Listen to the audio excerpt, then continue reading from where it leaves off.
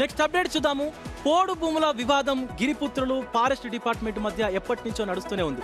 తాజాగా ఓ మహిళ అటవీ శాఖ అధికారుల చర్యలకు నిరసనగా హత్యాయత్నం చేసింది. పురుగుల మందు తాగినటువంటి ఆమె మృత్యుతో పోరాడుతోంది. కామారెడ్డి జిల్లా రాజంపేట మండలంలో జరిగింది ఈ విషాదకర ఘటన.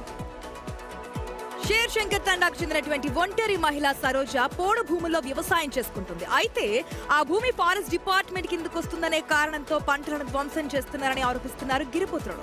జిల్లా కలెక్టర్ డిఎఫ్ఓలు ఫిర్యాదు చేసినా వారి కాళ్లు పట్టుకుని వేడుకున్నా న్యాయం జరగడం లేదని ఆవేదన వ్యక్తం చేస్తున్నారు. పురుగుల మందు తాగినా ఏ మాత్రం కనికరం లేకుండా ప్రవర్తించారని ఆరోపిస్తున్నారు. ఆమెకు మెరుగైన వైద్యం అందించాలని, ఇందుకు బాధ్యులైన అధికారులను సస్పెండ్ చేయాలని డిమాండ్ చేస్తున్నారు. దీనిపైన మోర్ అప్డేట్స్ అందించేందుకు మన ప్రతినిధి రాజేష్ అందుబాటులో ఉన్నారు. రాజేష్, ఇక్కడ ఆ మహిళ ఆల్రెడీ పురుగుల మందు తాగినట్టుగా తెలుస్తోంది. అధికారులకు విన్నవించుకున్నా, డిఎఫ్ఓకు విన్నవించుకున్నా కూడా ఎలాంటి ఫలితం లేదంటా ఉన్నారు. మహిళ ఆరోగ్య పరిస్థితి ఎలా ఉంది ఇప్పుడు?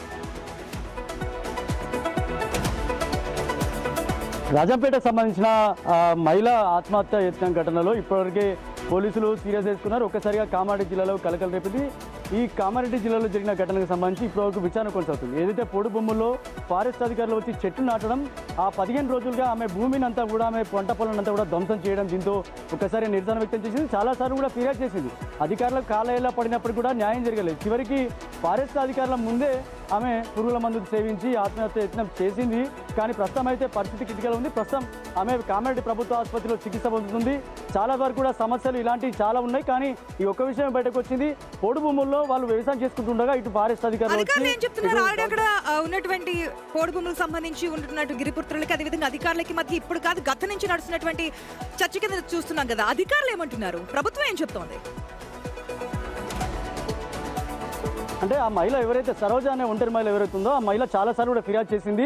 చాలాసార్లు తను న్యాయం చేయాలని చెప్పి కోరింది. అయితే ఎన్నిసార్లు వచ్చింది, అసలు ఆమె సమస్య ఏందనే కోణంలో విచారణ కొనసాగుతుంది. అయితే ఫారెస్ట్ అధికారులు ఎవరైతే దౌర్జన్యం చేశారో, ఫారెస్ట్ అధికారులు ఎవరైతే ఆమెపై కొద్దిగా దురుసుగా మాట్లాడారో వాళ్ళపై చర్యలు తీసుకొని కూడా సిద్ధమవుతున్నట్లే తెలుస్తుంది. ప్రస్తుతానికైతే సరోజ పరిస్థితి మాత్రం కొద్దిగా బాగాలేదని చెప్తున్నారు. కాకపోతే మరి మెరుగైన చికిత్స కోసం కొద్దిగా ప్రయత్నిస్తున్నారు. ఈ సమస్య ఇట్లాంటి చాలా సమస్యలు ఉన్నాయి కాబట్టి అవన్నిటిని పరిష్కరించేందుకు అధికారులు సిద్ధమవుతున్నారు. Thank you for the details. So ఇప్పుడు సరోజ ఆరోగ్య పరిస్థితి కొంచెం సీరియస్ గా అటు డాక్టర్లు చెప్తా ఉన్నారు. బట్ ఎటకేలకు గిరిపుత్రులకు సంబంధించి వారి భూములలో వాళ్ళు వ్యవసాయం చేసుకొని వాళ్ళంటూ కూడా వాళ్ళు కోరుకుంటున్నారు. బట్ ప్రభుత్వం ఎలాంటి చర్యలు తీసుకుందో చూద్దాం. ఎందుకంటే ఇప్పటి నుంచి చూస్తున్నది కదా, అది గత నుంచి వాళ్ళు పోరాడుతున్నారు, రిక్వెస్ట్ చేసుకుంటున్నారు, కాళ్ళ మీద పడి వేడుకుంటున్నప్పటికీ కూడా అధికారుల చలనం లేదంటున్నారు. అసలు వాస్తవం ఏంటి, అక్కడ ఉన్నటువంటి చర్యలు ఏంటి అనేది వారికి తెలియజేస్తే కనుక వారికి ఒక అవగాహన ఉంటుంది. ఏది లేకుండా అక్కడ ధ్వంసం చేయడము, వారు ఎంత చెప్పినా సరే పట్టించుకోకుండా ఉంటే కనుక వారికి అర్థం కాదు. కలెక్టర్ కు ఆల్రెడీ డిఎఫ్ఓ కూడా చాలా సార్లు వినతి పత్రాలు ఇచ్చామని చెప్పేసి కూడా చెప్తా ఉన్నారు. సో అటు ఆ తండా పరిసర ప్రాంతాలనే కాదు, అటు నిజామాబాద్ కావచ్చు, లేకపోతే ఖమ్మం కావచ్చు, భద్రాద్రి కొత్తగూడెం కావచ్చు, ఇలాంటి ఏరియాల్లో ఉన్నటువంటి గిరిపుత్రులందరిది కూడా ఇలాంటి అవగాహన కల్పిస్తే సరిపోతుంది అనేది